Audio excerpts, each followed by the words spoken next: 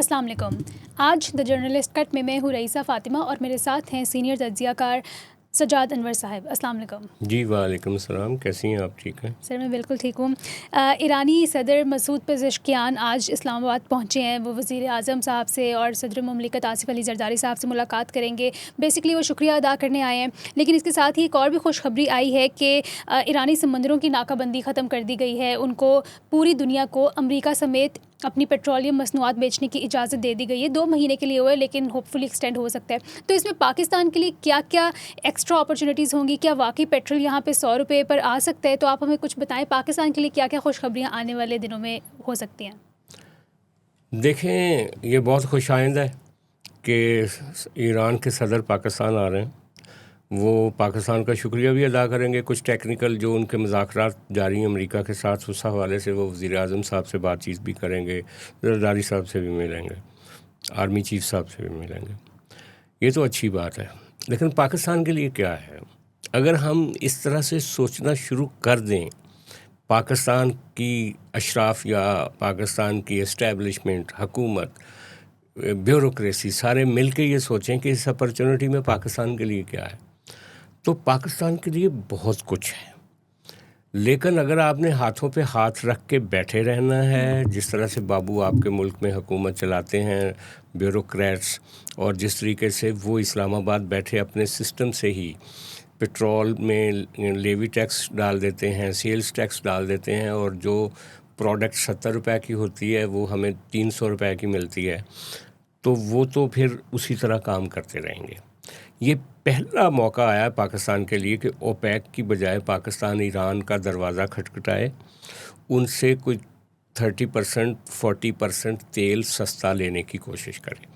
एक तो इस पे रिबेट भी कम होगा, आपका अखराजात भी, जो सफ़र का दरमियान में आपका ईरान और पाकिस्तान नेक्स्ट डोर ईरान है, आपका जो लॉजिस्टिक के ख़र्चे हैं वो भी कम होंगे, और फिर आपको तेल भी सस्ता मिलेगा। तो और आपकी रिफाइनरीज़ के लिए वो है भी बहुत यानी सेम जो हम दूसरे अरब मुल्कों से लेते हैं, सेम उसी तरह की क्वालिटी का वो भी ख़ाम तेल है।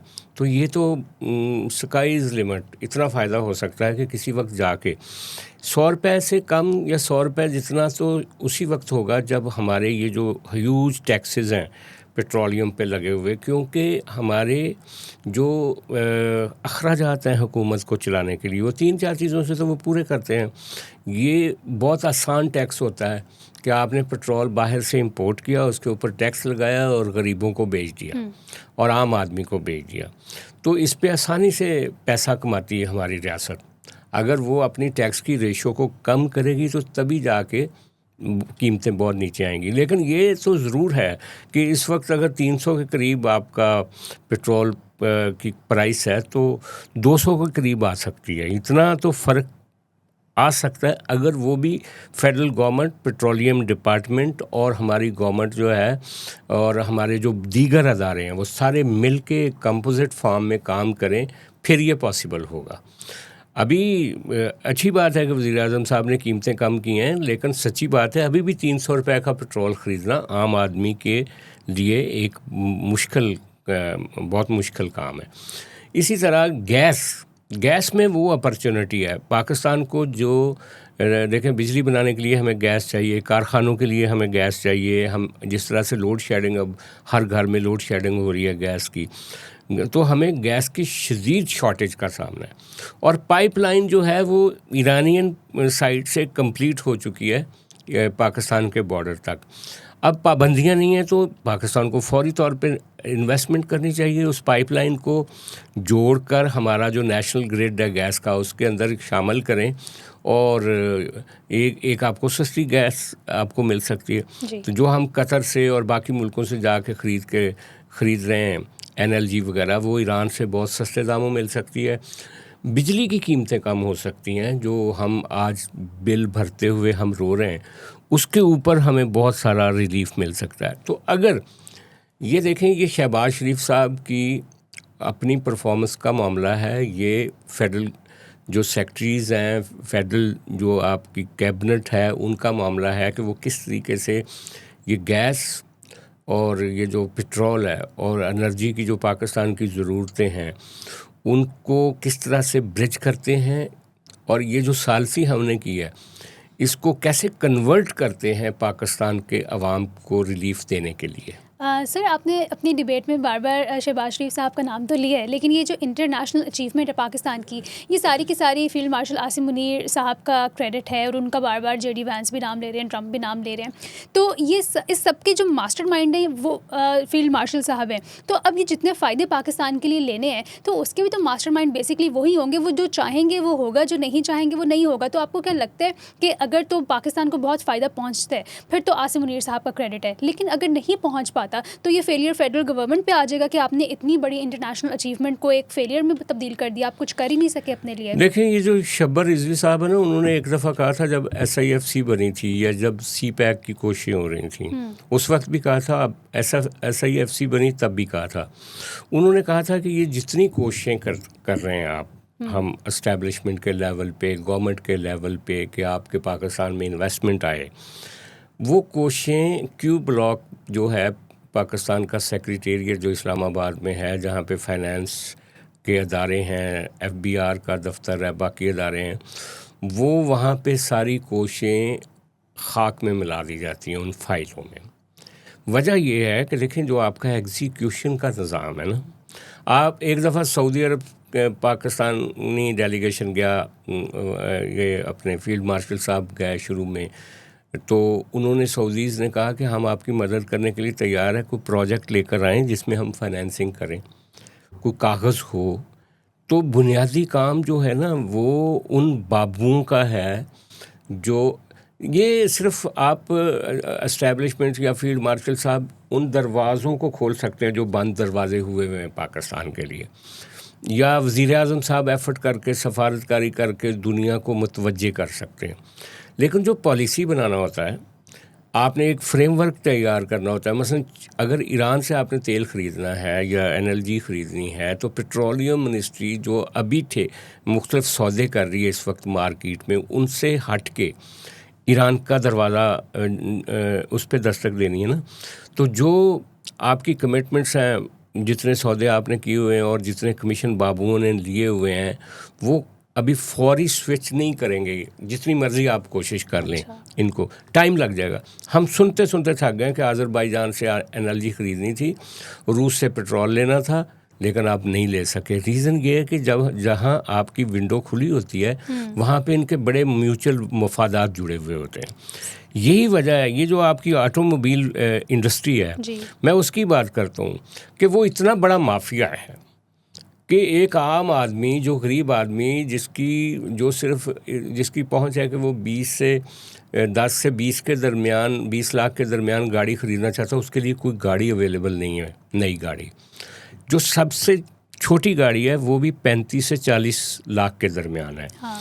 तो इस वक्त पूरी दुनिया में एक इनकलाब आ चुका है ऑटोमोबाइल में, इलेक्ट्रॉनिक गाड़ियों का। पाकिस्तान में इंफ्रास्ट्रक्चर मौजूद है। जुल्फ़िकार अली भुट्टो के ज़माने में चाइना के साथ मिल के हमने 3 बड़े जो कॉम्प्लेक्सेस बनाए थे। एक टेक्सला में बनाया था heavy mechanical complex, heavy technical complex, heavy electronical complex और एक हैवी इंजीनियरिंग कॉम्प्लेक्स। ये 3 बनाए थे। ये अगर टास्क फील्ड मार्शल साहब देते हैं इन तीनों को जी कि भाई मुझे इलेक्ट्रिक गाड़ी चाहिए, एक छोटी आल्टो साइज़ की, और आप तीनों ने किसने उसका हार्डवेयर बनाना है, किसने सॉफ्टवेयर बनाना है, किसने क्या करना है, इनको एलोकेट कर दें। 1 साल में मैं आपको बताता हूँ कि ये प्रोडक्शन पे चले जाएंगे ये अदारे। और आपके मुल्क में ये जो मोनोपोली है टोयोटा की और हुंडा की और बाकी बहुत सारी चाइनीज़ कंपनियां आ गई हैं, बहुत सारे नए इन्वेस्टर्स आ गए हैं, वो उस मोनोपोली को तोड़ें। इन अपने मुकामी इन्वेस्टर्स को कहें कि भाई एक कंसोर्शियम बनाएं गवर्नमेंट के साथ मिलके, इन अदारों के साथ मिलके। इलेक्ट्रिक गाड़ियों का एक रेवोल्यूशन आ जाएगा पाकिस्तान में। लेकिन कौन करेगा? सवाल ये है कि क्या ये बाबू, ये रेड टेपिज़म आपके लोगों को रिलीफ देने के लिए तैयार होंगे? अपने 10 रुपये कमाने के लिए गरीब आदमी का ये लाख रुपया या 10 लाख रुपए का नुकसान कर देंगे आम आदमी की तरफ। और हम क्या करते हैं, हम सारी गुर्बत का, सारी जो हमारी महरूमियाँ होती हैं, उनका सारा इल्ज़ाम हम जो सामने लोग होते हैं उन पे धर देते हैं। इस्टेब्लिशमेंट पे धर दे देंगे, कभी कभी वज़ीर आज़म पे धर देंगे, कभी वज़ीर आला पे धर देंगे। लेकिन जो पीछे एक छुपा हुआ एक साइलेंट एनिमी है हमारा, वो ब्यूरोक्रेसी है, रेड टेपिज्म है, जिसको ना इन्होंने रिफॉर्म करना है, ना इन्होंने बदलना है, और तब तक पाकिस्तान के हालात भी नहीं बदलेंगे। सर, जितनी फील्ड मार्शल आसिम मुनीर साहब की इस वक्त पावर है ना, वो चाहें तो कुछ भी करवा सकते हैं, सब कुछ उनकी विलिंगनेस पे डिपेंड करे। ये ईरान वाला मामला, उनका रुख मोड़ दिया जाता है। देखें, ब्यूरोक्रेसी बहुत इंटेलिजेंट है। वो कहती है कि जी सबसे बड़ी प्रॉब्लम आपके मुल्क में है, आसानी हो जाएगी सूबे नहीं बना दें, आसानी हो जाएगी नहरें नहीं निकाल लें, आसानी हो जाएगी आप एनएफसी को ये कर दें। वो आपको रियल इश्यूज़ की तरफ नहीं जाने देते। वो ऐसे ऑप्टिक्स में एस्टेब्लिशमेंट को उलझा देते हैं, बाबूस, रेड टेपिज्म, ताकि इंतशार बढ़े, ये आपस में लड़ते रहें, हमारी दहाड़ियाँ जो नीचे लगी हुई हैं वो लगी रहें। तो ये एक प्रॉब्लम है, इसको समझते भी नहीं हैं लोग। हाँ, असल बात ये है कि आप अगर ये सोचें, मैं आज ये सोचूं कि मैंने रिलीफ देना है अपनी फैमिली को, तो मैंने प्लान ये करना है। अगर मैं ये कहूँ कि जब तक ये पड़ोसी साथ हैं तो मैं रिलीफ नहीं दे सकता, अगर मैं ये कहूँ कि शायद ये जो मौसम गर्मी का है तो ये बदलेगा तो रिलीफ मिलेगा, इतना 4 AC नहीं मैं लगा सकता, अगर मैं कहूँ कि अभी बारिशों के बाद कुछ कर, तो बुनियादी सवाल ये है कि मैं ज़ीरो से शुरू करने के लिए तैयार नहीं हूँ। मैं एस्केप ढूंढूंगा, फ़रार ढूंढूंगा, ऐसी कहानियाँ अपने दिमाग में सोच लूँगा कि तब तक ये नहीं हुआ। तब मैं कहता हूँ कि अगर शुरू करना है ना, फील्ड मार्शल साहब अगर चाहते हैं, अगर वो कहते हैं कि पाकिस्तानी अवाम के लिए खुशहाली होनी चाहिए, और अगर वो चाहते हैं कि मैं हर चीज़ को तब्दील कर सकता हूँ, तो वो सबसे पहले हाउस एंड ऑर्डर करें। इस्लामाबाद की जो ब्यूरोक्रेसी का रेड टेपिज्म है, उसकी जगह पे आप एक कैलिबर के लोग लेकर आए। और फिर ये भी होता है, जब हम टेक्नोक्रेट्स की बात करते हैं ना, कि आप टेक्नोक्रेट्स ले आएँ, नए लोगों को मार्केट से उठाएं ले आएँ, वो या तो शबरिज़वी की तरह आउट कर दिए जाते हैं, सिस्टम उनको सपोर्ट नहीं करता, वो बाहर से आते हैं, उनको बाहर भेज दिया जाता है निकाल के। तो या दूसरी तरफ ये है कि हम IMF और वर्ल्ड बैंक के सिस्टम से लेकर आते हैं, वो कहते हैं नहीं, वो जिस तरह से उन्होंने यूरोप अमेरिका में तरक्की के मुख्तलिफ पेपर सुने होते हैं, पढ़े होते हैं, या रिसर्च की होती है, वो अप्लाई करने की। पाकिस्तान की ग्राउंड रियलिटीज़ बिल्कुल मुख्तलिफ है। तो पाकिस्तान में देसी टाइप के लोग चाहिए। मैंने एक दफ़ा एक मिसाल दी थी आपको कि चंडीगढ़ में एक सैनिटरी वर्कर था जो सफाई करता था, सफाई करने वालों का कोई इंचार्ज होगा। तो जब उसको रिटायर किया जा रहा था तो उसने एक रिक्वेस्ट की कि मुझे कचरा दे दें चंडीगढ़ का सारा। उसको शीशे का कचरा सारा उन्होंने ले दिया, उसने शहर के साथ मिल एक मूर्तियों का एक बना दिया, उसको वो रॉक गार्डन कहते हैं, आजकल टूरिस्ट जाते हैं। यानी उसने गार्बेज से, आपने यहाँ पे हमें बंदे चाहिए देसी जो इस गार्बेज को एक गार्डन में बदल दें। सर वो तभी होगा जब खुशहाली आएगी। अब देखते हैं इस अपॉर्चुनिटी को। नहीं, खुशहाली ऊपर से तो नहीं आएगी ना, खुशहाली नीचे से आएगी। रोटी की पड़ी हुई हो सुबह दोपहर। नहीं, ये रोटी के लिए तो मैं कह रहा हूँ कि अगर दिमाग में क्रिएटिविटी नहीं आती। नहीं, क्रिएटिविटी जिन लोगों ने ये फैसले करने ना, उनको रोटी का प्रॉब्लम नहीं है। वो हाईली प्रिविलेज्ड लोग हैं। वो मैं उनकी बात कर रहा हूँ, मैं पब्लिक की बात नहीं कर रहा, मैं उनकी बात कर रहा हूँ जिनकी वजह से पब्लिक सफ़र करती है। उनको ऐसे सोचना चाहिए और सियासतदानों को ऐसे सोचना चाहिए। ये जो बिलावल भुट्टो साहब हैं, या ये जो मरियम नवाज साहब हैं, या ये जो शहबाज शरीफ साहब हैं, जरदारी साहब हैं, नवाज शरीफ साहब हैं, ये जो लीडरशिप है, इमरान खान साहब जेल में, इन सब को सोचना चाहिए कि हमारे हल जो है ना, मसले जो हैं वो बुनियादी तौर पे मुकामी है और इनका हल भी मुकामी निकलना है। ये नहीं हो सकता कि हम कोई IMF के सिस्टम से बंदा लेकर आएँ जो पाकिस्तान को टर्न अराउंड कर दे, और ये भी नहीं हो सकता कि वर्ल्ड बैंक से आए, और ये भी नहीं हो सकता कि ये जो हमारे मिनिस्ट्रियों में बैठे हुए बाबू हैं ये इस निज़ाम को खुद टर्न अराउंड कर दें। देसी हल निकालने पड़ेंगे। मैंने जैसे बताया कि अभी ये जो ऑटोमोबाइल माफिया है, उसके सामने आप अपना एक लोकल इलेक्ट्रॉनिक गाड़ियों का स्ट्रक्चर खड़ा करें जी, और कितने लोग आ जाएंगे इन्वेस्टमेंट करने के लिए। बिल्कुल बिल्कुल विलिंगनेस पे डिपेंड करते हैं। इंटरनेशनली तो इमेज बहुत बेहतर कर लिया है आसिम मुनीर साहब ने, देखते हैं आने वाला वक्त बहुत जल्द बताएगा कि वो अवाम में मज़ीद कितने मकबूल होते हैं। सर बहुत इंपॉर्टेंट एक पॉइंट ये है कि मिफ्ता इस्माइल साहब ने अभी चंद ही रोज़ पहले एक पॉडकास्ट में बैठ के ये कहा है कि वो पूरे दावे के साथ कह सकते हैं कि शहबाज शरीफ साहब का एज ए प्राइम मिनिस्टर ये आखिरी साल है, वो इस साल से आगे कंटिन्यू नहीं करेंगे। तो इतने हाई उनके भी ज़ाहिर प्रोफाइल में बहुत इजाफा हुआ है, इंटरनेशनली इमेज बहुत बेहतर हुई है। तो ऐसी क्या वजूहात बनेंगी कि ये पॉसिबिलिटी एग्जिस्ट करती है, वो ये बात क्यों कर रहे हैं? मैंने भी सुनी उनकी गुफ्तगू। उनका कहना ये है कि मैं as a finance minister Shahbaz Sharif साहब के साथ काम किया है, तो उनका ख्याल है कि जो शहबाज शरीफ साहब का इकॉनमी के बारे में तसव्वुर है कि किस तरीके से इकॉनमी अच्छी हो सकती है, आप तरक्की कर सकते हो, वो कहते हैं कि वो नाकस है। वो जो शहबाज शरीफ साहब हैं वो उनका ख्याल है कि सब्सिडीज़ देकर ये करके वो करके, उसका ख्याल है मिफ्ता का कि उसके नतीजे में ये जो आपकी इकॉनमी है ना वो मज़ीद नीचे चली जाएगी। तो एक वक्त आएगा कि हमारे फील्ड मार्शल साहब या इस्टेब्लिशमेंट कहेगी कि ये तो नाकारा हैं, तो शायद अगले बजट तक इनको तब्दील कर दिया जाए, बकौल उनका ये तसव्वुर है।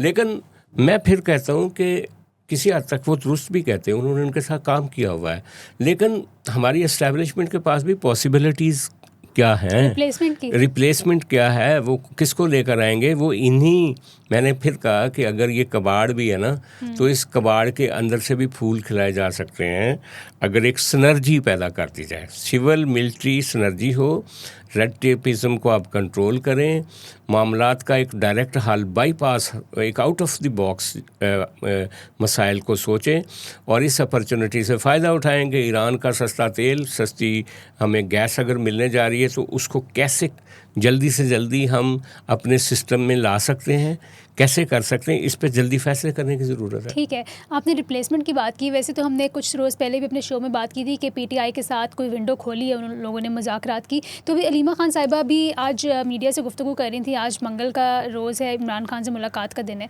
तो वो ये कह रही थी, उनके बात करने का अंदाज़ ये था कि पता चला उनकी गुफ्तगू से कि शायद उनको पीछे से कोई इशारा दिया गया है कि एक बहन जाके इमरान खान से मुलाकात कर सकती है, जैसे लास्ट टाइम उज़मा खानम साहिबा ने की थी। तो वो कह रही थी कि नहीं, उनका पूरा का पूरा जो लीगल राइट है ना इमरान खान का, वो रिस्टोर किया जाए, उनके पूरा चेकअप किया जाए, वही जो हर दफ़ा वो बात करती हैं। तो आपको क्या लगता है कि उनसे मुलाकात अभी कितनी मज़ीद टाइम लगेगा, मुलाकात ये लोग करवा देंगे? देखें, आइडियली तो वो ठीक कहती हैं कि उनका जो एक कैदी के राइट्स होते हैं ना, अगर वो सज़ा याफ्ता कैदी भी है तो उसके राइट्स होते हैं। हमने देखा हर जेल में एक दिन होता है, सब लोग अपने कैदियों से जाके मिलते हैं और लाइन लगी होती है। तो इमरान खान से भी उसकी फ़ैमिली की मुलाकातें होनी चाहिए। उनकी आंख का मसला है तो फैमिली की मौजूदगी में अगर उनका ट्रीटमेंट हो सकता है तो वो करवाना चाहिए।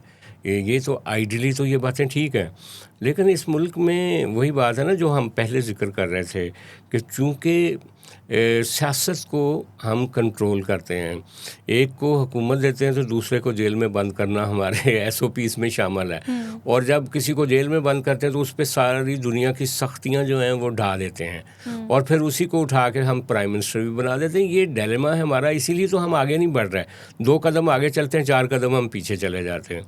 तो लेकिन ख़बर तो यही है जो वो कह रही हैं कि एक तो जो चीफ़ मिनिस्टर हैं आपके सुहेल अफरीदी, उनको मौका मिलने जा रहा है जल्दी कि वो मुलाकात कर लें, और एक बहन को गालिबन उज़मा खान साहबा को कहा जा रहा है कि वो मिलें, लेकिन अलीमा खान साहबा नहीं समझती। वो कहती हैं कि सुहेल अफरीदी या उज़मा की बजाय वो ख़ुद क्यों नहीं मिलती और उनको जाके ब्रीफ़ करना चाहती हैं वो कि बाहर की सियासत क्या है, किस तरह से PTI के साथ ज़्यादतियाँ हो रही हैं। वो चाहती हैं कि बराह रास्त जाके बात करें, लेकिन उसके लिए मौका नहीं है। अलीमा खान साहबा के ऊपर तो कई लोगों ने सुर्ख निशान भी लगा दिया है, तो इसलिए शायद वो नहीं जा सकेंगी। यही इतलात है अभी तक। ठीक है। शहरयार अफरीदी साहब ने एक नेशनल असम्बली में 3-4 रोज़ पहले बहुत ही फायरी और इमोशनल एग्रेसिव स्पीच की है। उनका बातें तो मैं आपको चीज़ा बता देती हूँ, लेकिन उन्होंने ये कहा कि शायद ये उनकी आखिरी स्पीच होगी। वो बेसिकली हुकूमत को टारगेट कर रहे थे, उनकी गवर्नेंस पॉलिसीज़ पे बात कर रहे थे, उनकी परफॉर्मेंस पे बात कर रहे थे और कह रहे थे जो घर आके आपकी माओ बहनों के साथ करते हैं जो लोग होते हैं जो भी सिविल कपड़ों में आते हैं, तो वो उस पर बहुत ज़्यादा तनकीद कर रहे थे और वो कह रहे थे कि रियासत सबकी माँ है, सबकी माएँ बहनें सांझी होती हैं। तो वो आपको क्या लगता है कि वो क्यों कह रहे थे कि ये उनकी आखिरी स्पीच हो सकती है? फिर मैं कहूँगा कि असूली तौर पे तो वो सही बातें कर रहे थे सारी। हाँ जी। लेकिन ये अफरीदी साहब जो है ना, ये एक बड़े यूनिक करैक्टर हैं। जो भी बात करते हैं बड़ी जज्बाती करते हैं, जैसे दिल से कर रहे होते हैं। ये मुझे याद है जब ये राना सनाउल्लाह के ऊपर केस बनाया था इन्होंने नारकोटिक्स का, तो उस वक्त भी पता नहीं क्या कहता था कि जान अल्लाह को देनी है और मैं ये नहीं करूँगा। बड़ा इमोशनल होकर बात कर रहा है, इसी तरह जैसे अभी तकरीर की है। तो जब भी ये बात करते हैं मौसूफ़, तो ये अपनी वो जो तर्ज़ तख़ातब है उसमें ये बोलते हैं कि जो वो कह रहे हैं वो हरफ़ आखिर है। ज़्यादतियाँ तो हुई हैं और इनके साथ भी हुई हैं, क्योंकि इनका नाम था जो 9 मई के मामलात में, और इनकी फ़ैमिली के साथ भी, और इनको मफरूर होना पड़ा। लेकिन इनको पार्टी से भी गिला है कि पार्टी इनको कोई ख़ास तवज्जो भी नहीं दे रही, KP में इनको सुना भी नहीं जा रहा, और ये कह रहे हैं कि हो सकता है मेरी आखिरी तकरीर हो। भाई आखिरी तकरीर करते करते ये कई तकरीरें करेंगे, ठीक है, ये इनका स्टाइल है। ओके। और वो जो मातम बर्पा करते हैं अपनी बातों में, वो अभी नहीं कर रहे, ये उस वक्त भी कर रहे थे जब ये हुकूमत में थे। इनका स्टाइल है। ओके। तो एक पठान है वो जो समझते हैं कि पता नहीं मार्का पता नहीं कौन सा, उस वक्त वो मार्का लड़ रहे थे करप्ट लोगों के ख़िलाफ़ जब हुकूमत में थे। आज वो, और उस वक्त कह रहे थे कि जो बाजवा साहब की बात की, तो उन्होंने कहा कि जो आर्मी चीफ़ होता है वो कौम का बाप होता है। और आज उनको जब ज़रूरत पड़ी है तो वो कहते हैं कि नहीं, रियासत माँ होती है। यानी रिश्ते भी बदलते रहते हैं ये मौजूद। ज़बान दानी उनकी एक स्टाइल उनका है बातचीत करने। आपकी ज़बान के वर्ड से मुझे याद आया कि पंजाबी ज़बान में मुबीन भट्ट साहब हैं, उन्होंने तकरीर की कि क्या महंगाई है और गरीब अवाम के बारे में, लेकिन बेसिकली उनका जो मीडियम ऑफ लैंग्वेज था वो पंजाबी थी। तो उस पर जो MNA हैं PMLN की नौशीन इफ्तिखार साहिबा, उन्होंने बहुत तनकीद की कि ये क्या आपने डेकोरम ख़राब किया है, इस तरह से आप लैंग्वेज का ख्याल करें, आपको उर्दू में बात करनी चाहिए थी। तो मुझे लगता है कि ठीक है, हर जगह के एक SOPs होते हैं, तो आप वो उर्दू में ही बात करते तो बेहतर था। आप देखिए उन्होंने उर्दू में बात नहीं की तो उनकी उस लैंग्वेज पे तनकीद हो गई और उनका जो पॉइंट था सारा का सारा वो मिस हो गया। तो हम बाकी भी लाइफ में, ऑफिस में, जैसे हर चीज़ का एक डेकोरम होता है, तो मुझे तो लगता है वो नौशीन इफ्तिखार साहिबा ने थोड़ा सही ही कहा है। क्या मतलब डेकोरम क्या होता है? सर जैसे उन्होंने कहा ना कि ये कोई फिल्म नहीं चल रही, कोई फिल्म की प्रमोशन नहीं। मुझे ये बताएं ये कैसा डेकोरम है कि आप अंग्रेज़ी में तो वहाँ बात कर सकते हैं जो आपकी ज़बान नहीं है। अंग्रेज़ी लिखा हुआ है ना हमारी लैंग्वेज? नहीं, कहीं नहीं लिखा हुआ। जो लैंग्वेज आपकी होती है ना, आप देखें सिंधी जो है वो सिंधी में बात करते हैं, कौमी असम्बली में भी वो सिंधी में बात कई दफ़ा कर लेते हैं। जो बलोच हैं वो पश्तून में भी कर सकते हैं बात। आप किसी को उसकी मादरी ज़ुबान से तो रोक ही नहीं सकते बात करने के लिए। ये सिर्फ पंजाबियों का कॉम्प्लेक्स है। हम पंजाबी अपना मकामीपन, अपनी सकाफ़त, अपनी ज़बान, उसके ऊपर हमने कभी वो बात नहीं की। अभी आप देखें ना कि हम वाहद पंजाबी बदनसीब सूबा हैं। हम ये जो पंजाबी नेशनलिस्ट हैं ना, ये तो बात करते हैं कि पंजाब के हम तकसीम नहीं होने देंगे, हम ये नहीं होने देंगे, हम पंजाबी हैं, हम पगड़ी बांधते हैं। कभी इन्होंने सोचा कि हमारे प्राइमरी स्कूल्स में पंजाबी क्यों नहीं पढ़ाई जाती लाजमी सब्जेक्ट के तौर पे, जबकि सिंध में सिंधी पढ़ाई जाती है, जबकि KP में पश्तो पढ़ाई जाती है, जबकि बलूचिस्तान में बलोची पढ़ाई जाती है। हम क्यों पीछे हैं? रीज़न क्या है? रीज़न कॉम्प्लेक्स है। हम पंजाबी को, वो मियाँ तोफ़ैल थे जमात इस्लामी के, वो कहते थे पंजाबी एक गाली की ज़बान है। और ये खातून जो नौशीन इफ्तिखार साहब हैं, वो कह रही थी हाउस में कि पंजाबी कोई मौला जट की ज़बान है या फिल्मी ज़बान है। यानी दैट इज़ नॉट जड़ी ज़बान असी अपनी माँ कोलों सीखी है, जिस ज़बान में हमने दुनिया को डिस्कवर किया, वो पंजाबी है। और सर मुकाबला हमारा देखें ना हम जो पंजाबी हैं ना, हम हर चीज़ को अगर अंग्रेज़ी में बोलना है ना तो पहले पंजाबी में कन्वर्ट करते हैं अंग्रेज़ी को, हम उर्दू को पंजाबी में कन्वर्ट करते हैं फिर बोलते हैं, क्योंकि आपने जिसमें आपने पहला लफ्ज़ बोला है जिस ज़ुबान में वो आपकी पंजाबी ज़ुबान है। इस पे हमें फ़ख्र करना चाहिए कि इतना बड़ा विरसा है, सूफिया की शायरी इसमें है, इतना बड़ा असासा है हमारा पंजाबी ज़ुबान।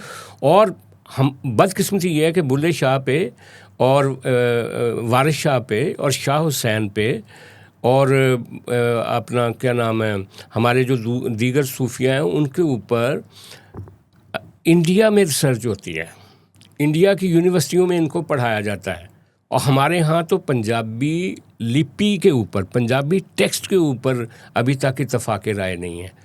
तो सिंध में उन्होंने एक अपना टेक्स्ट बनाया हुआ है, पश्तून का अपना एक टेक्स्ट है, बलोचियों का अपना टेक्स्ट है।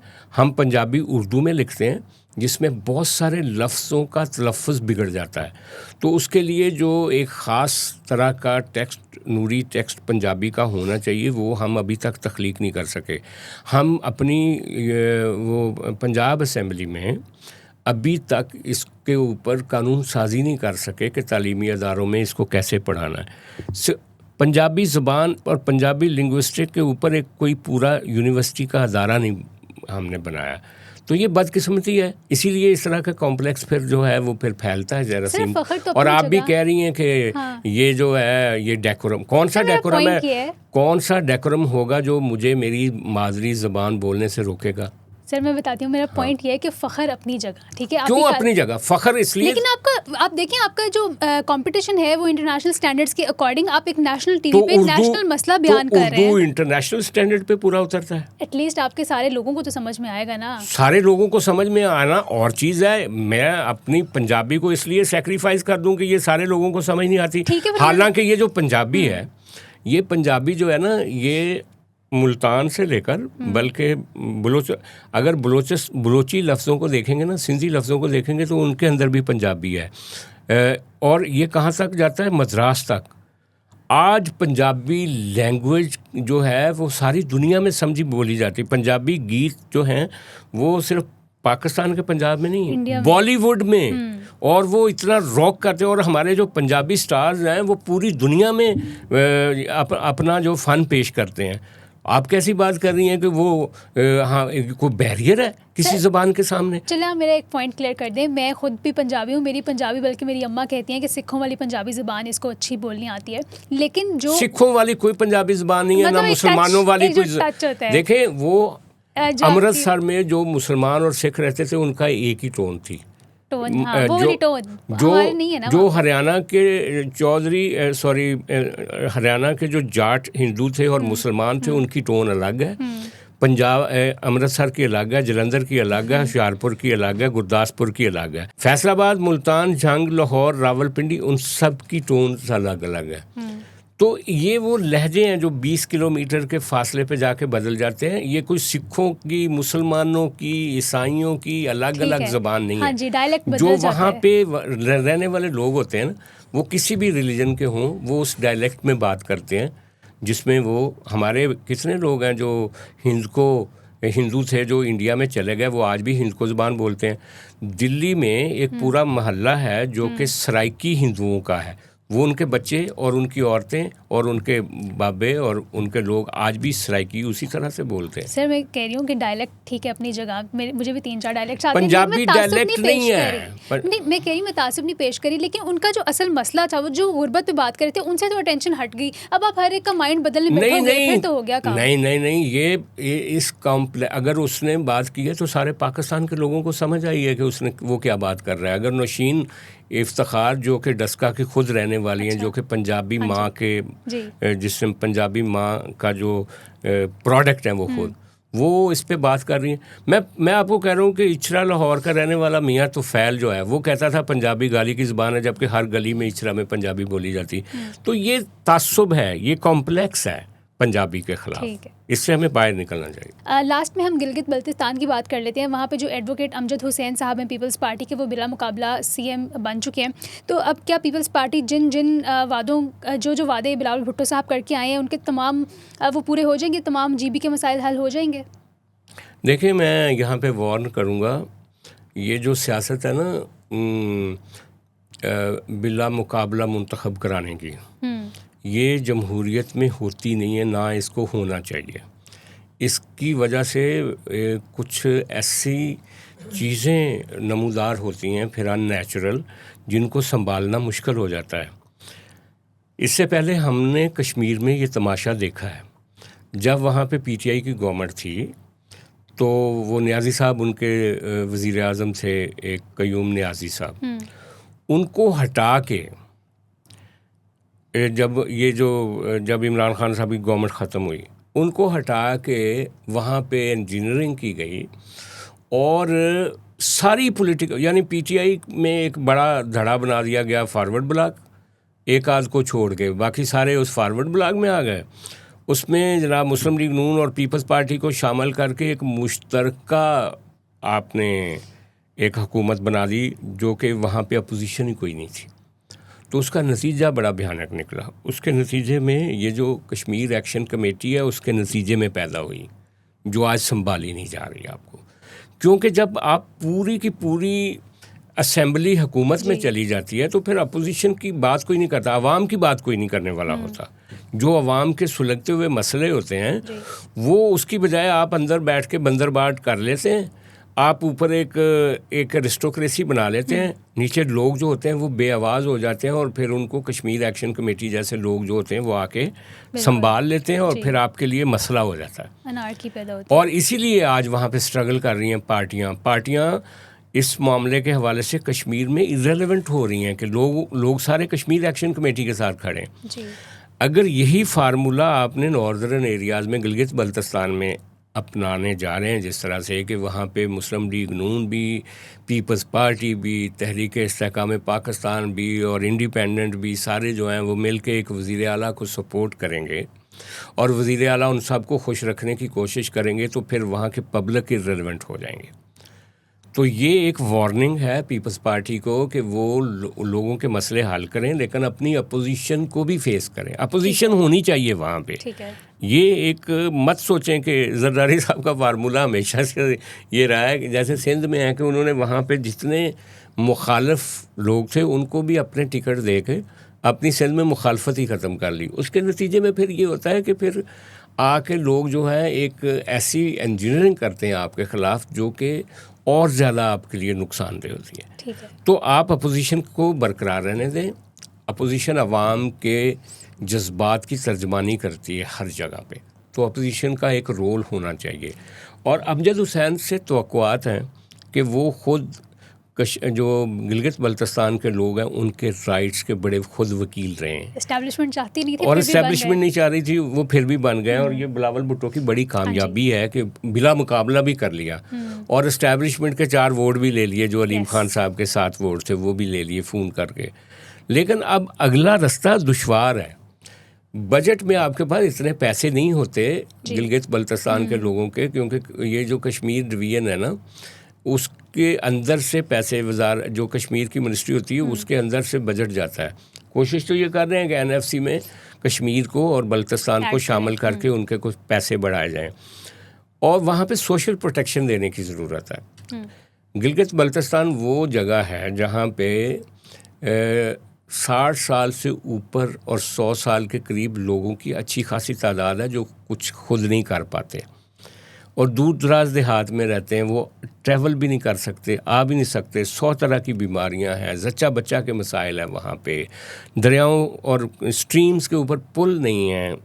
देहात में रहने वाले, रावलपिंडी तो दूर की बात है, गिलगित आने में भी उनको 10 साल लग जाते हैं वहाँ पे। इतनी वो दूर दराज और स्कैटर्ड जगह है। आबादी कम है, इलाके ज़्यादा हैं, मौसम ना मेहरबान है। कभी तेज़ बारिशें हो रही होती हैं, कभी बर्फ़बारी हो रही होती है, कभी आजकल क्लाइमेट चेंज है। तो इसके लिए अमजद को लोगों के काम करने चाहिए। और वो जो सिंध में एक उन्होंने एक सिस्टम बनाया था ना पिछले दिनों, एक साहब बता रहे थे कि वहाँ पे सिंध में जो सोशल प्रोटेक्शन का एक उन्होंने सिस्टम बनाया, जो बूढ़े लोग हैं जो उनकी कफ़ालत के लिए वो करते हैं, वही सिस्टम इनको रेप्लिकेट करना चाहिए जाके जीबी में भी। क्योंकि वहाँ पे ये जो हम लाहौर या कराची या रावलपिंडी जो बड़े अर्बन सेंटर हैं, वहाँ पे बुज़ुर्ग लोगों के लिए हमने कफ़ालत सेंटर्स बनाए हुए हैं सोशल डिपार्टमेंट ने। कराची में भी होंगे, लेकिन देहात में ये निज़ाम नहीं होता। और देहात में जो बूढ़े लोग होते हैं, जिनके पास आमदनी के ज़राए कम होते हैं, जिनके जो बच्चे बड़े हो जाते हैं और वो अपनी औलादों को पाल रहे होते हैं, तो उनको संभालना, उन औरतों को संभालना जो बूढ़ी औरतें हैं, और ख़ास तौर पे लड़कियों की एजुकेशन। गिलगित बल्तिस्तान में जो हुंज़ा और नगर या गिलगित और या स्कर्दू के जो मेन इलाके, वहाँ पे तो एजुकेशन लड़कियों की बहुत अच्छी है, लेकिन बहुत सारी वैलीज़ ऐसी हैं जहाँ पे बहुत कंजर्वेटिव लोग रहते हैं। वहाँ पे बच्चियों के स्कूलों के इम्कानात को बढ़ाने की ज़रूरत है। ख़ास तौर पे ये जो कोहिस्तान के साथ चिलास की वैली है, और ये जो चिलास से लेकर गिलगित बल्तिस्तान तक ये इलाके जो हैं ना, ये रिलीजियसली बहुत बैकवर्ड हैं, तो थोड़े पसमानदा। वहाँ पे एजुकेशन लेकर जाने की ज़रूरत है। इसी तरह गिज़र वैली है, इसी तरह अस्तौर का इलाका है, इसी तरह जो आपकी देवसाई को जाने वाले रास्ते हैं, वहाँ पे जो स्कैटर्ड देहात है, स्ट्रीम लाइनिंग करने की ज़रूरत है। कम्युनिकेशन को बेहतर करने की ज़रूरत है। कम्युनिकेशन और ख़ास तौर पे जो आपकी ये जो इंटरनेट सर्विसेज हैं, वो वहाँ पे बहुत नाक़िस हैं, उनको ठीक करने की ज़रूरत है। और भी ये जो हक़ मलकियत का मामला है, लोगों के हकूक़ का मामला है, आइनी हकूक़ का मामला, जो बिलावल भुट्टो ने ख़ास तौर पे कहा था कि वहाँ के लोगों को और कश्मीर के लोगों को अबूरी तौर पे सेनेट या कौमी असम्बली में लाने की ज़रूरत है। ठीक है, आई होप पीपल्स पार्टी के नुमाइंदगान ये बातें सुने और इस पर अमल दरामद भी करें। ये इसी तरह पीपल्स पार्टी का फुटप्रिंट मज़ीद मजबूत होगा और बिलावल भुट्टो जरदारी जो पीपल्स पार्टी का इमेज दोबारा से अच्छा करना चाह रहे हैं, वो अच्छा कर पाएंगे। बहुत शुक्रिया आप देखने के लिए, thank you so much sir, आपके तज्ज़िये के लिए। कल हम हाजिर होंगे एक नए प्रोग्राम के साथ, तब तक के लिए खुदा हाफ़िज़।